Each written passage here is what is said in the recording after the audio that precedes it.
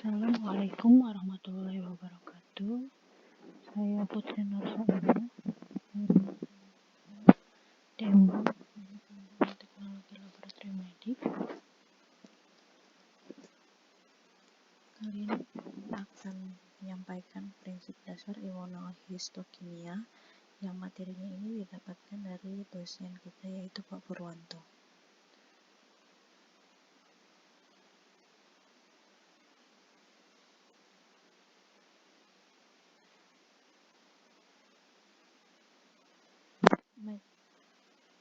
Imunohistokimia yaitu metode untuk mendeteksi protein, dapat berupa imunohistochemistry atau IHC, western blotting, flow cytometry, dan juga ELISA.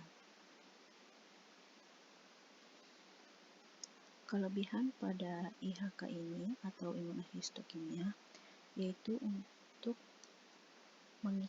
antibodi mengikat antigen secara spesifik, memberikan informasi lokasi pasti, dapat digunakan untuk menemukan sel dan protein tertentu, dapat digunakan untuk mengidentifikasi kejadian seluler, misalnya apoptosis.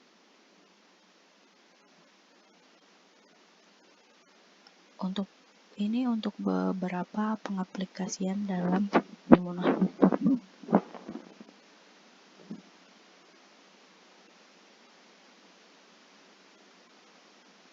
Imunohistokimia menghubungkan imunologis dan biokimia untuk identifikasi komponen jaringan tertentu melalui reaksi antigen atau antibodi spesifik yang ditandai dengan label yang terlihat. IHC memungkinkan untuk memvisualisasikan distribusi dan juga lokalisasi komponen seluler tertentu dalam sel atau jaringan.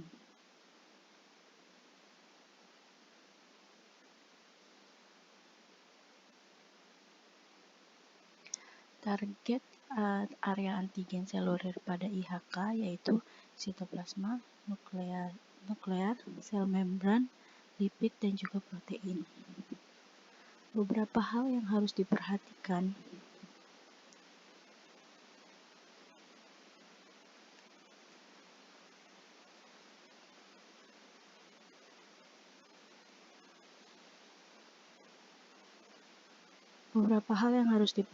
Yaitu pemilihan antibodi, fiksasi, sectioning, antigen retrieval, blocking, kontrol, metode direct, metode indirect, immunoenzim, fluorescence, dan multiple labeling.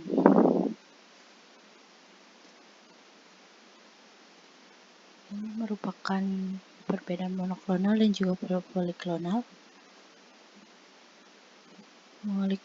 Monoklonal yaitu dari mouse atau rabbit hybridoma, cenderung lebih bersih, sangat konstan batch to batch, lebih cenderung mendapatkan hasil negatif palsu. Sedangkan untuk poliklonal, banyak spesies yang berbeda, cenderung memiliki reaktivitas yang lebih tidak spesifik, bisa memiliki afiditas atau afinitas yang sangat berbeda batch to batch, lebih memungkinkan sukses dalam aplikasi yang tidak diketahui.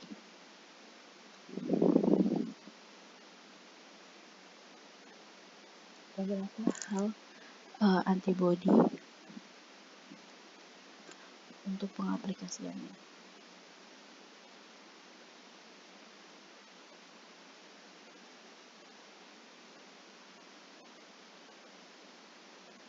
Pada IHK ini terdapat beberapa komponen. Yang pertama antigen, yaitu molekul yang menginstruksi pembentukan antibodi. Yang kedua epitop, yaitu bagian antigen yang mampu menginstruksi formasi antibodi. Antibodi IgG adalah antibodi yang paling sering digunakan untuk IHK. Paratop antibodi berkaitan dengan epitop antigen. Antibodi juga protein, sehingga setiap bagian dari antibodi dapat berfungsi untuk menginduksi formasi antibodi sekunder. Teknik IHC membuktikan bahwa molekul Ig dapat berfungsi berfungsi baik sebagai antibodi dan antigen. Ini merupakan antigen dan juga epitopnya. Terus ada antibodi yang di sininya ada paratop, kemudian akan perikatan.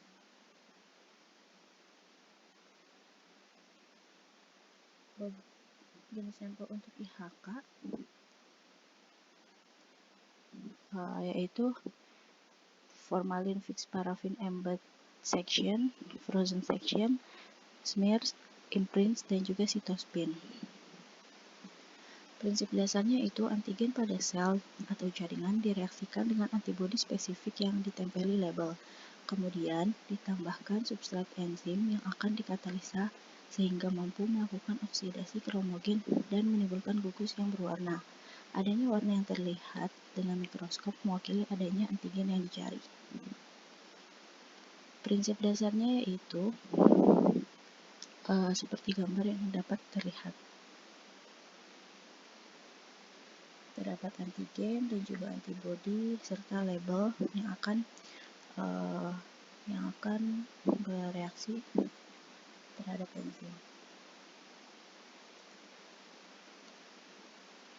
Ini merupakan reaksi enzim yang terjadi. Dan ini label antibodi yang digunakan. Metode IHK terdapat dua, yaitu direct dan juga indirect. Direct atau prosedur konjugasi langsung, yaitu antibodi primer berlabel direaksikan langsung ke antigen pada jaringan. Sedangkan untuk indirect atau sandwich, prosedur konjugasi tidak langsung, antibodi primer tidak berlabel direaksikan ke antigen pada jaringan. Conjugate second antibody direaksikan ke antibodi primer. Ini merupakan gambaran metode dari direct metode dan indirect metode. Jenis metode IHK indirect menggunakan beberapa bahan seperti peroksidase, anti-peroksidase, alkalin fosfatase, anti-alkalin fosfatase, afidin biotin kompleks, label strep afidin biotin, polymer base labeling. Metode peroksidase, anti-peroksidase, dan alkalin fosfatase, anti-alkalin fosfatase. Begini gambarannya. Terdapat jaringan dan juga antibodi primer serta antibodi sekunder dan peroksidase, anti-peroksidase.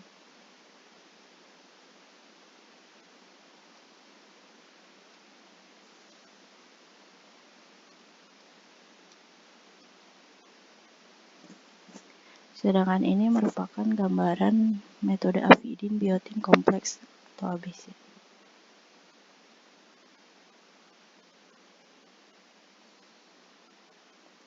Ini untuk gambaran metode label strep afidin biotin. Terdapat jaringan hingga biotin.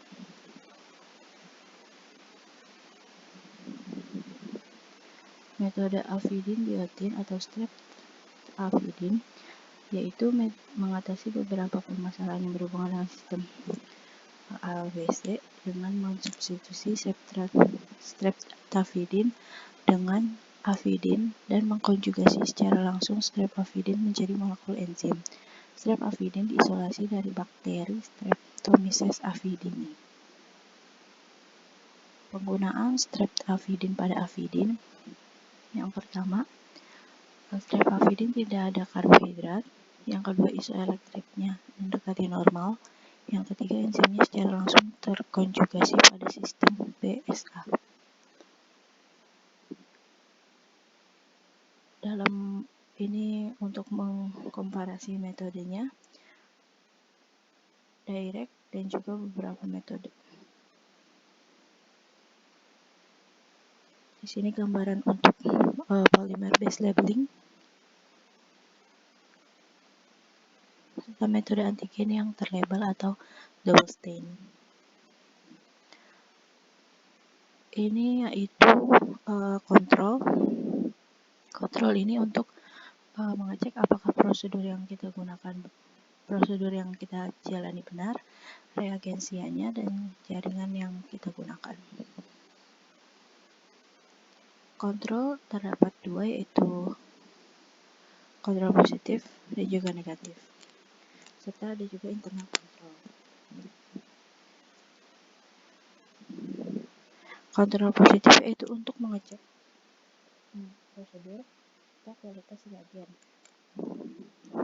Jaringan lain yang mengandung antigen atau understudy mengikuti semua tahap serta prosedur atau tahap durasi reagensia, kondisi reagensianya seperti spesifitas atau konsentrasi dan juga retrieval. Hasilnya harus positif, sedangkan kalau positif lemah itu sensitivitasnya.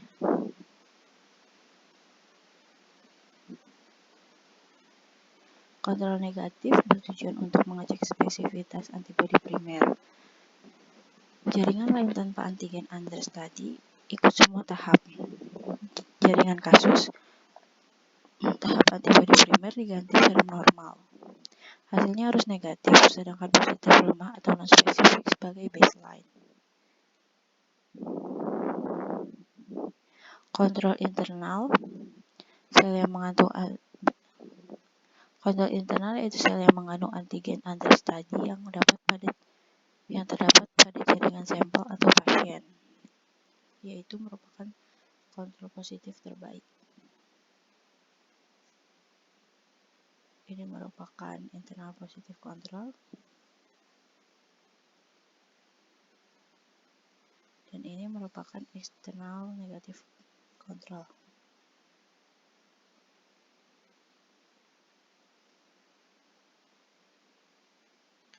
Ini merupakan kesimpulan yang kita dapat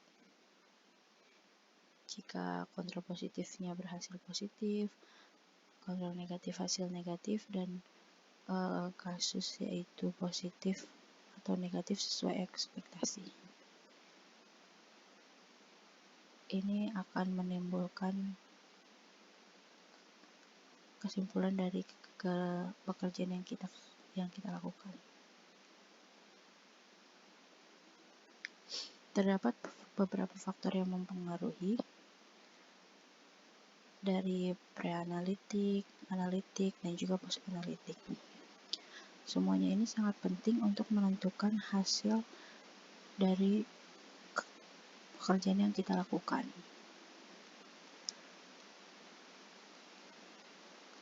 Dan ini juga beberapa faktor yang dapat berpengaruh pada hasil imunohistokimia. Sekian yang dapat saya sampaikan. Kurang lebih mohon maaf. Wassalamualaikum warahmatullahi wabarakatuh.